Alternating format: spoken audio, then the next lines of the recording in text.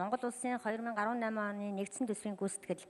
засгийн газрын санхүүгийн нэгдсэн тайлан Монгол улсын 2018 оны төсвийн гүйцэтгэлийг батлах тухай улсын хурлын тогтоолын төслийн нэг дэх хэлэлцүүлгийг улсын хурлын чуулганы 2019 оны 10 дугаар сарын 1-ний өдрийн нэгдсэн хуралдаанаар хэлэлцэж, төслийг 2 дахь хэлэлцүүлэгт бэлтгүүлэхээр төсвийн зарлагын хяналтын дэд хороо болон байнгын хороодод шилжүүлсэн. Монгол улсын их хурлын холбогдох байнгын хороод 2019 оны 10 дугаар сарын 2-оос 3-ны өдрүүдэд төсвийн гүйцэтгэлийг хэлэлцэж, гарсан санал дүгнэлтээ төсвийн зарлагын хяналтын дэд хороонд ирүүлсэн бөгөөд тус дэд хороо 2019 оны 10 дугаар сарын 3-ны өдрийн хуралдаанаараа эдгээр санал дүгнэлтийг сонсож, нэгтгэн гаргасан санал дүгнэлтээ та бүхэнд танилцуулж байна. Улсын хурлын эрхэм гишүүдээ, Монгол улсын 2018 оны нэгдсэн төсвийн нийт тэнцвэржүүлсэн орлого 9 их найд 345 тэрбум төгрөг төрж, төлөвлөснөөс 26.2% буюу 1 их найд 940 тэрбум төгрөгөөр давж биелсэн бөгөөд нэгдсэн төсвийн нийт тэнцвэржүүлсэн орлогын 88%-ийг татварын орлого, 12%-ийг татварын бус орлогоор бүрдүүлжээ. Монгол улсын нэгдсэн төсвийн орлогын гүйцэтгэлийг төсөв тус бүрээр нь авч үзвэл улсын төсвийн орлого 1 их найд 817 тэрбум төгрөгөөр, орон нутгийн төсвийн орлого 98 тэрбум төгрөгөөр, нийгмийн даатгалын сангийн орлого 178.9 тэрбум төгрөгөөр, эрүүл мэндийн даатгалын сангийн орлого 35.1 тэрбум төгрөгөөр тус давж биелсэн байна. Монгол улсын 2018 оны нэгдсэн төсвийн нийт зарлага ба цэвэр зээл 9 их найд 317 тэрбум төгрөг төрж, төлөвлөснөөс 717 тэрбум төгрөгөөр дутуу буюу 92% гүйцэтгэлтэй гарчээ. Монгол улсын нэгдсэн төсвийн зарлагын гүйцэтгэлийг эдийн засгийн ангиллаар нь авч үзвэл урсгал зардал 337.7 тэрбум төгрөгөөр, хөрөнгийн зардал 378.1 тэрбум төгрөгөөр, эргэж төлөгдөх цэвэр зээлийн зардлыг 2.1 тэрбум төгрөгөөр дутуу зарцуулсан байна. Монгол улсын нэгдсэн төсвийн тэнцвэржүүлсэн тэнцлийг 2 их найд 630 тэрбум төгрөгийн алдагдaltaй байхаар төлөвлөснөөс гүйцэтгэлээр 27.9 тэрбум төгрөгийн ашигтай гарсан байна. 2018 онд улсын төсвийн тэнцвэржүүлсэн тэнцэл 353.5 тэрбум төгрөгийн алдагдaltaй, орон нутгийн төсвийн тэнцэл 6.6 тэрбум төгрөгийн, эрүүл мэндийн даатгалын сангийн төсвийн тэнцэл 99.3 тэрбум төгрөгийн, нийгмийн даатгалын сангийн төсвийн тэнцэл 275.4 тэрбум төгрөгийн ашигтай гарсан байна. Улсын хурлын эрхэм гишүүдээ, Монгол улсын 2018 оны төсвийн гүйцэтгэлээр татварын орлого нийт дүнгээрээ давж биелсэн боловч автобензин, дизель түлш, дотоодын тамхины онцгой албан татварын орлого, байгалийн нөөц ашигласны төлбөр зэрэг орлогууд дутуу бүрдүүлсэн байна. Зарим гол нэр төрлийн татварын орлогыг өмнөх оны гүйцэтгэлээс доогуур төлөвлөсөнтэй холбоотойгоор орлогын албан татвар, нэмэгдсэн өртгийн албан татвар төлөвлөснөөс давсан нийт орлогын гүйцэтгэлд голж нөлөөлсөн асуудал байна. Цаашид төсвийн зарлага санхүүжилтийн их үүсвэрийг бүрдүүлдэг татварын орлогын бүрдүүлэлтийг жигд хангаж орлогыг бодиттой төлөвлөх шаардлагатай байгааг үүгээр харуулж байна. Мөн нэгдсэн төсвийн нийт тэнцвэржүүлсэн орлого өмнөх оныхоос 2 их найд 70 тэрбум төгрөгөөр нэмэгдсэн нь татварын орлогын нэр төрөл болон орлого төвлөрүүлэх бааз суурь нэмэгдснээс бус эрдэс бүтээгдэхүүний борлуулалтын хэмжээ болон нэгжийн үнийн өсөлт, ханшийн зөрүү, мөн импортын 35.5% өсөлт голлон нөлөөлсөн байгааг анхаарах зүйтэй. Орон нутгийн төсвийн нийт орлогын 49.9%-ийг тухайн орон нутгаас төвлөрүүлж байгаа орлого 6.5%-ийг нь улсын төсвөөс олгодог санхүүгийн дэмжлэг, 40.40%-ийг нь тусгай зориултын шилжүүлэг, 3.2%-ийг орон нутгийн хөгжлийн нэгдсэн сангийн шилжүүлэг эзэлж байгаа нь цаашид орон нутгийн бие даасан байдлыг бэхжүүлэх, төвлөрлийг сааруулах үүднээс орон нутгийн төсвийн орлогын төрөл дөнгө нэмэгдүүлж, орон нутгаас төвлөрүүлж байгаа орлогыг тухайн орон нутагт нь үлдээдэг болгох нь зүйтэй байгааг харуулж байна. Улсын төсвийн хөрөнгө оруулалтаар хэрэгжүүлэх төсөл арга хэмжээний санхүүжилтэд 2018 онд 683.3 тэрбум төгрөгийн санхүүжилтийн их үүсвэр батлагдсанаас 580.2 тэрбум төгрөгийн санхүүжилтийг олгож 108 тэрбум төгрөгийн их үүсвэрийг ашиглаж чадаагүй байна. Хөрөнгө оруулалтын хэрэгжилтийн төсөл арга хэмжээний тоогоор нь авч үзэх юм бол 86.9%, санхүүжилтийн их усурын ашигласан байдлаар нь авч үзэх юм бол 84.9% гүйцэтгэлтэй байгаа нь улсын төсвийн хөрөнгө оруулалтын энэ төлөвлөлт, хэрэгжилт, хяналт хангалтгүй байгааг харуулж байгаагаас гадна худалдан авах ажиллагааг хугацаа алдан зохион байгуулж байгаатай холбоотой гэж үзэж байна. Улсын төсвийн хөрөнгө оруулалт дутуу зарцуулагчийн шалтгаан нь тендерийн зохион байгуулалтаас 16.5 тэрбум төгрөгийн, ажлын гүйцэтгэл гараагүйгээс 86.6 тэрбум төгрөгийг дутуу зарцуулсан харагдаж байна.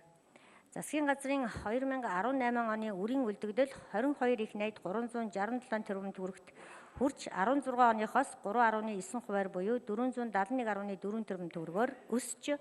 2017 оныхоос 1.7%-аар буюу 384.6 тэрбум төгрөгөөр буурсан бөгөөд үрийн үлдэгдэлд гадаад зээл 50.1%,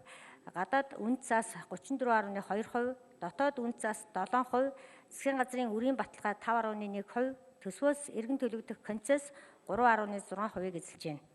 Засгийн газрын үрийн өнөөгийн үн цэнээр илэрхийлэгдсэн үлдэгдэл дотоодын нийт бүтээгдэхүүний 58.3%-тай тэнцэж өмнөх оноос 15.5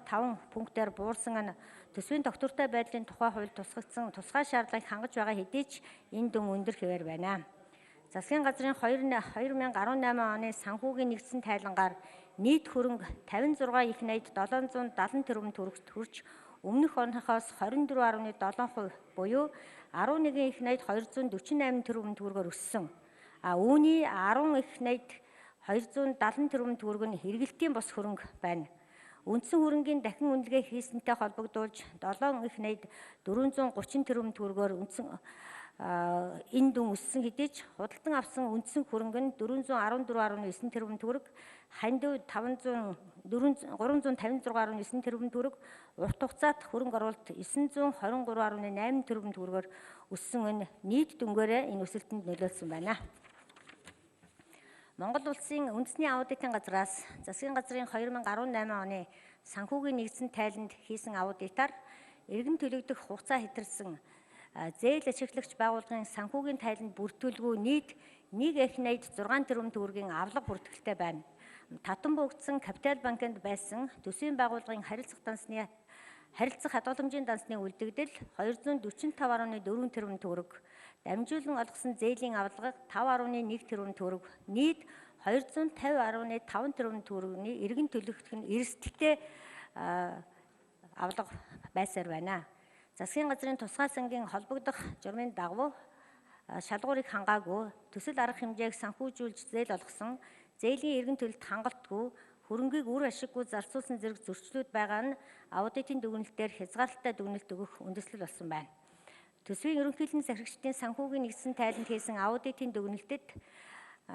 гүйцэтгэлийг бүрэн хүлээж аваагүй байхдаа үлдэгдэл төлбөрийг шилжүүлдэг, нормативын сангийн орлого зардлыг төлөвлөж батуулаагүй, шилэн дансны хуулийн хэрэгжилт хангалтгүй байгаа, санхүүгийн тайлан алдаатай, нягтлан бодох бүртгэлийн тухай болон бусад холбогдох хууль журмыг зөрчсөн, төсвийн ерөнхийлөгчийн захирагч харьяа байгууллагуудын төсвийн хуваарийг баталгаажуулаагүй, бусдаар гүйцэтгүүлсэн ажил үйлчилгээний төлбөр хураамжийн зардлыг хэтрүүлэн зарцуулсан зэрэг нийтлэг зөрчлүүд байгааг анхаарч, илэрсэн алдаа зөрчлийг арилгах арга хэмжээ авч дөнгө улсын хурлаар хилцүүлэх,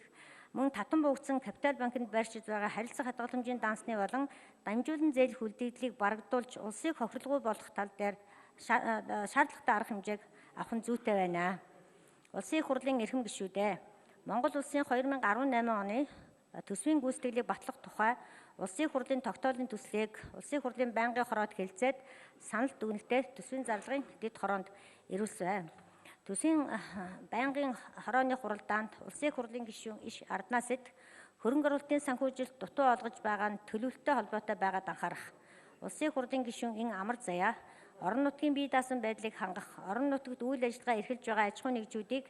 энэ татварын орлогыг тухайн орон нутгийн төсөв төвлөрүүлэх нь зүйтэй гэсэн саналуудыг тус бас гаргасан байна. Эдийн засгийн байнгын хорооны хуралдаанд оролцсон гишүүд төсвийн хөрөнгөөр гүйцэтгсэн ажил үйлчилгээний үр дүнд төрийн үйлчилгээнийг өртөг буурч, чанар хүртээмж сайжирч буй эсгээд үнэлэлт дүгнэлт өгөх, төсвийн гүйцэтгэл санхүүгийн тайланд хийсэн аудитын дүгнэлтийн мөрөөр засгийн газар эрх бүхий албан тушаалтантай хариуцлага тооцдог байх, гадаадын зээл тусламжийн хөрөнгөөр санхүүжүүлж буй төслүүдийн хэрэгжилтийн тайланг холбогдох байнгын хороодоор хилэлцэх, түрээсийн орон сууцны зах зээлийн хувийн хөвшилд суйрлан хөгжүүлэх боломжийг бүрдүүлэх, түрээсийн орон сууцыг орон нутагт барихад анхаарах, төрийн худалдан авалтын зар сонгон шалгаруултыг тухайн жилийн эхний улиралд багтаан дуусгаж байх зэрэг саналуудыг гаргасан болно. Төсвийн зарлагын хяналтын дэд хороогоор тогтоолын төслийг хилцээд орон нутгийн суурь орлого зарлагын хэмжээг бодиттой төлөвлөхийн тулд нормативыг шинчлэх, салбарын яамдууд, аймагуудыг засаг даргатай гэрээ байгуулахдаа орон нутгийн төсвөөр хуулиар хэрэгжүүлэх чиг үүрэгт тусгагдаагүй ажлуудыг гэрээнд тусгаж байгааг анхаарах, Монгол улсад хэрэгжиж байгаа гадаадын хөрөнгө оруулалтын үр ашиг, хөнгөлтэй зээлийн эргэн төлөлтийг анхаарч энэ талаарх мэдээллийг улсын хурлд танилцуулж холбогдох шийдвэр гаргуулах нь зүйтэй гэж үзсэн болно.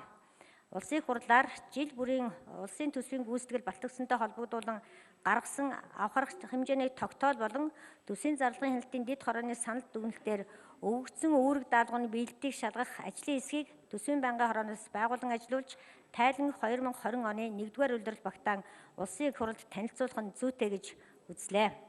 Монгол улсын 2018 оны төсвийн гүйцэтгэлийг батлах тухай улсын хурлын тогтоолын төслийг чуулганы нэгдсэн хуралдаанаар хэлэлцүүлэх нь зүйтэй гэж төсвийн зарлагын хяналтын дэд хорооноос хуралдаанд оролцсон гишүүдийн олонх нь үзлээ. Улсын хурлын эрхэм гишүүдээ, Монгол улсын 2018 оны нэгдсэн төсвийн гүйцэтгэл, засгийн газрын санхүүгийн нэгдсэн тайлан, Монгол улсын 2018 оны төсвийн гүйцэтгэлийг батлах тухай улсын хурлын тогтоолын төслийн 2 дахь хэлэлцүүлгийг явуулсан талаарх төсвийн зарлагын хяналтын дэд хорооны санал дүгнэлтийг хилцэж тогтоолын төслийг баталж өгнө. Анхаарал тавьсанд баярлалаа.